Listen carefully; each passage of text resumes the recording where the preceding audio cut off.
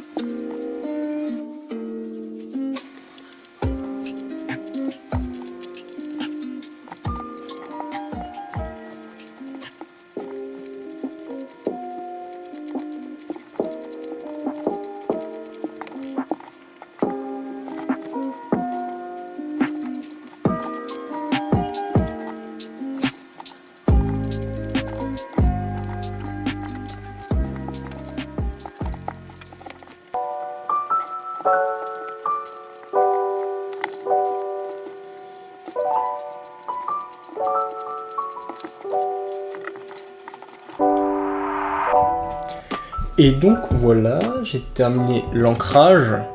Ça a mis un certain temps, mais je suis satisfait du résultat. Maintenant, on va passer à la colo. Pour ce faire, on va utiliser la technique que j'ai fait dans le tuto que je vous mets en fiche là juste maintenant, pour aller plus rapidement. Et puis voilà.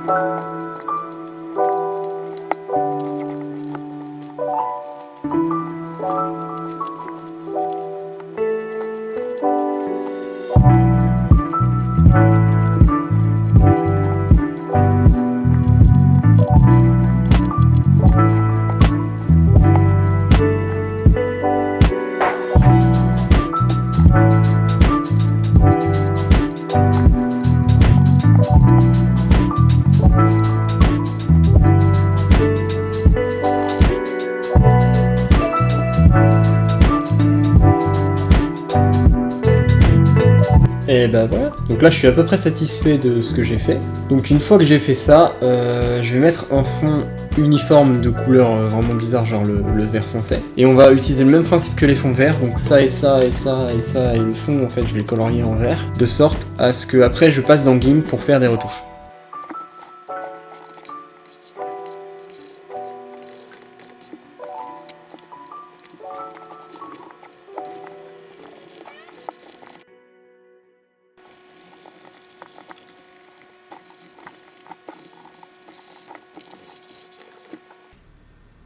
Et donc nous y sommes, donc là il reste plus qu'à rogner le dessin pour pas avoir le surplus inutile. On clique sur Entrée, et puis on n'a plus qu'à l'exporter. Donc ça y est, il est enregistré, j'ouvre GIMP, je ferme Krita, et je balance mon dessin dedans, si ça veut bien fonctionner.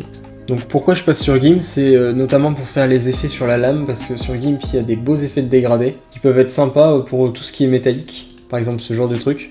Alors, pour ce faire, vous cliquez sur la baguette magique, vous sélectionnez la lame. Donc ça dépend, hein. Vous avez peut-être pas forcément une lame vous aussi, ça dépend de votre logo. Et après vous venez appliquer votre dégradé. Donc ça c'est ce que je fais généralement pour tout ce qui est métallique. Je vais faire exactement la même chose pour le reste du métal.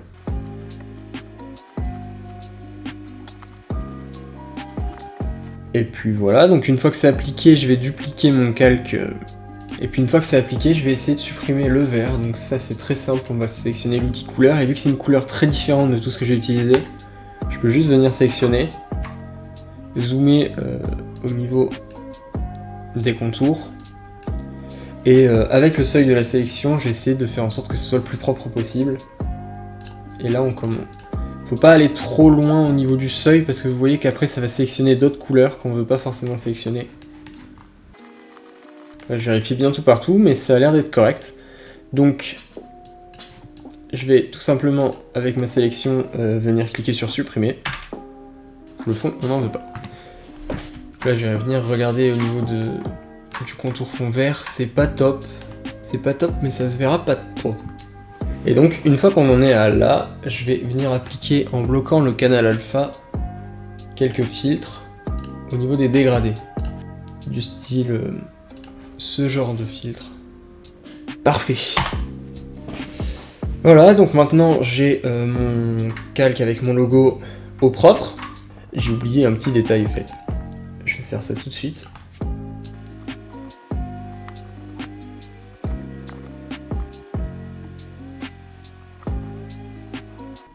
Voilà, c'est exactement ça que je cherchais.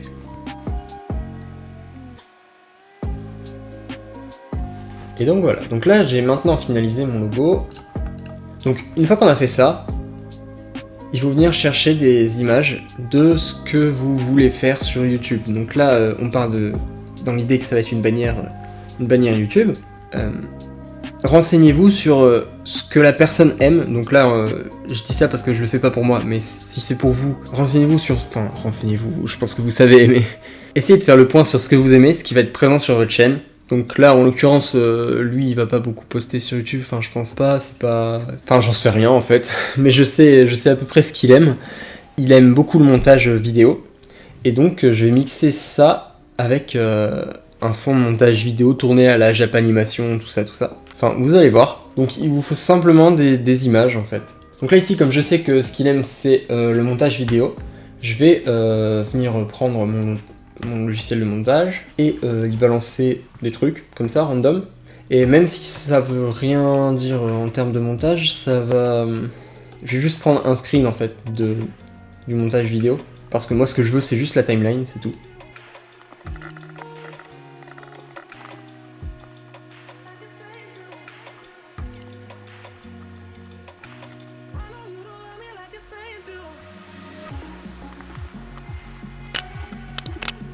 Et donc voilà, j'ai le rendu un peu que je voulais, donc ça ressemble à un montage, une timeline classique de montage vidéo.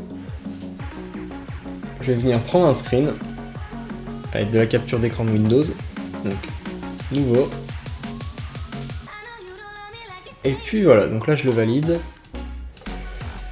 C'est exactement ce que je voulais, c'est parfait. Donc fichier enregistré sous, donc capture FF, allez.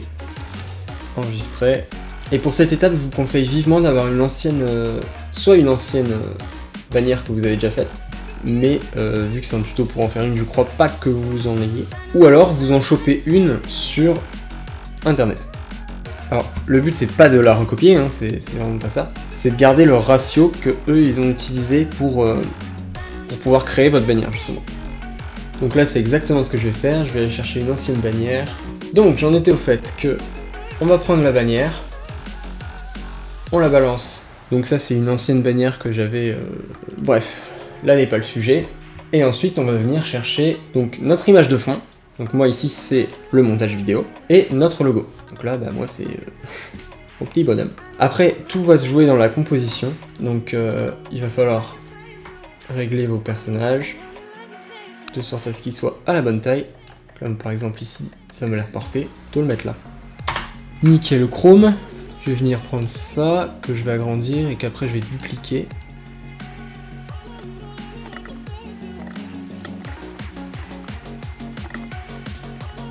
Et puis voilà, donc là déjà on commence à avoir quelque chose de quali, même si ça l'est pas vraiment. On voit que le fond est clairement très moche comparé à notre personnage. Donc ce que je vais faire c'est que je vais fusionner les calques déjà. Et après on va jouer, venir toucher aux couleurs. Donc teinte chroma. C'est quelque chose que je fais souvent. Puis là je vais toucher aux couleurs de sorte à ce que ça ressorte mieux avec notre personnage. Donc comme ça j'aime plutôt bien. Je vais le valider comme ça, juste l'assombrir un petit peu de sorte à ce que ça fasse un beau contraste et hop. Donc là je le valide. Va falloir aussi que dans cette zone là je fasse du flou parce que les détails sont trop présents en fond je trouve. Donc filtre, flou gaussien. Pas le mettre trop fort histoire qu'on comprenne quand même ce que c'est. Donc là ça reste quelque chose de quand même potable. Ensuite ce qu'on va faire c'est mettre des lignes de contour. Donc ça c'est quelque chose que je fais assez souvent sur les bannières. Donc d'ailleurs sur celle-ci on le voit. Je faisais des lignes de contour. Donc je vais utiliser la sélection, passer par au-dessus de mon calque précédent et venir rogner en fait le tout en faisant une ligne de couleur. Donc là ici je vais prendre le noir, mais exactement la même chose pour en dessous. Ça va venir en fait en quelque sorte rendre notre travail beaucoup plus propre. Ensuite ici, ce que je fais c'est que je le laisse en blanc parce que c'est pour les téléviseurs et comme je sais que il n'y a pas beaucoup de monde qui regarde les vidéos sur téléviseur, c'est pas très utile. On va pas, en plus les vidéos qu'on regarde sur téléviseur, on regarde généralement pas les bannières de chaîne, etc. Donc c'est pas quelque chose que je vais travailler. Ici je vais venir mettre son nom, son pseudo, pour combler le vide. Et puis déjà là vous aurez une bannière qui commence déjà à avoir un peu de gueule je trouve.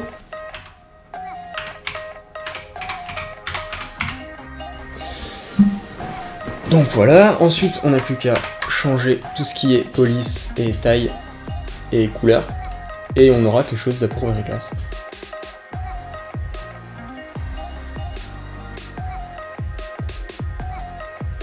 Donc bon je vais utiliser ma police habituelle, j'aime beaucoup celle-ci.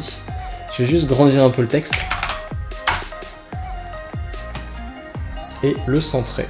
Donc surtout pensez à prendre du recul au niveau de ce que vous faites. Histoire de voir si ça rend bien quand même de loin. Après ce que je vais faire aussi au niveau du fond, je viens d'y penser, je vais rajouter le même dégradé que j'ai mis sur mon personnage. Ça comme ça rend plutôt bien. Donc j'y retourne à typo, je pense que je vais l'agrandir encore un peu. Voilà, comme ça c'est parfait. Je vais jouer sur l'espacement entre les lettres un peu. Dans le point et de trop. Donc une fois que vous avez votre typo relativement quali, enfin qui vous plaît, vous allez venir dans Alpha vers sélection, on duplique un nouveau calque, on vient prendre la couleur de notre choix, donc moi je vais prendre du noir pour démarquer. Je fais ça, je valide la sélection et je décale mon calque. Donc après vous n'avez plus qu'à le passer par dessous et vous aurez un petit effet d'ombre qui est plutôt sympa. Donc déjà là on commence à s'approcher du résultat final. Je suis pas encore totalement satisfait mais ça va venir. Je vais retourner vers l'alpha vers sélection, sauf que cette fois-ci je vais réduire la sélection. Donc, sélection, réduire de quelques pixels, donc 3, 4 ça devrait être bien. Parfait, mais un peu trop. Je vais la ragrandir d'un pixel. Édition, sélection, agrandir, 1. Voilà. Et après je vais venir sélectionner la couleur jaune que j'ai ici en fond avec la pipette. Parfait. Et là c'est un test, mais je pense que ça peut rendre bien. Il faudrait un jaune un peu plus présent je pense. Là déjà ça rend mieux. ouais, là je suis content. Et puis après je vais y insérer une petite phrase un peu comme tous les gens ont, qui dit un peu ce qu'on fait sur la chaîne. Donc bon bah lui, je vais venir lui mettre du montage, hein, parce que c'est clairement son kiff. Mais pour ce genre de phrase, je vous conseille d'utiliser une autre typographie que celle que vous utilisez pour le logo, comme ça va bien démarquer le tout.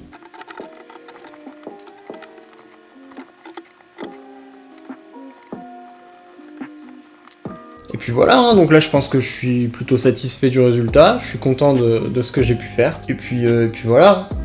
Donc maintenant on va passer à l'étape du logo, parce que là c'est bien d'avoir une bannière, mais sans logo c'est compliqué. Donc encore une fois ça va être le logo rond type YouTube que je vais ici vous montrer. Donc pour ça je vais tout simplement virer absolument tout le reste, garder que mon petit bonhomme, et rogner ce qu'on vient de faire pour la bannière. Donc une fois que je suis là, je pense que je vais essayer de réutiliser la tête, parce que la tête je la trouve vraiment expressive et ça pourrait être marrant de l'utiliser comme logo. Donc pour ce faire je vais détourer la tête tout simplement et virer le reste du corps. Donc je vous conseille de faire ça avec un élément qui est aussi présent sur votre bannière. Ça fera un petit rappel et donc du coup au niveau graphique ça aura beaucoup plus de cohérence. Pareil, là je viens d'utiliser une couleur jaune pour la bannière, donc je vais essayer de réutiliser cette couleur jaune dans le logo. Et donc voilà, donc là c'est nickel, j'ai réussi à détruire la tête. Maintenant il faut que je trouve quelque chose de drôle à faire avec. Je vais aussi m'amuser déjà à rogner le tout, histoire que ce soit déjà fait et que je puisse déjà travailler en fonction du format que j'ai à disposition. Surtout un autre petit conseil que je peux vous donner comme ça, c'est qu'un logo c'est censé être... là déjà il est beaucoup trop travaillé pour être un logo, c'est plus type illustration. Mais un logo c'est censé de base être quelque chose de minimaliste et le débit d'information n'est pas censé être très important. Donc là c'est pour ça que j'ai retiré le corps et que j'ai gardé juste la tête, histoire de garder un élément. J'aurais pas pu garder le personnage en entier parce que dans une photo de profil YouTube, c'est beaucoup trop petit pour pouvoir bénéficier de tous les détails présents dans l'illustration. Et donc ce serait un peu du gâchis d'une part de mettre un dessin comme ça en tant qu'illustration de chaîne, et en plus ce serait pas lisible, donc pas forcément très beau à voir on va dire.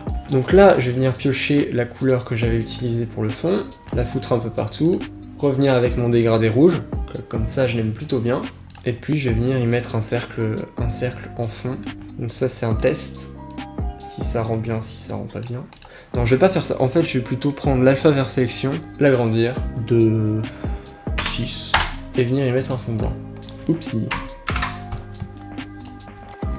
Parfait, donc j'ai re-regardé vite fait avec la bannière ce que ça donne, voir si ça reste cohérent. Donc ça reste plutôt cohérent, moi je suis quand même convaincu, donc je vais en finir là. Et puis voilà, hein, nous y sommes.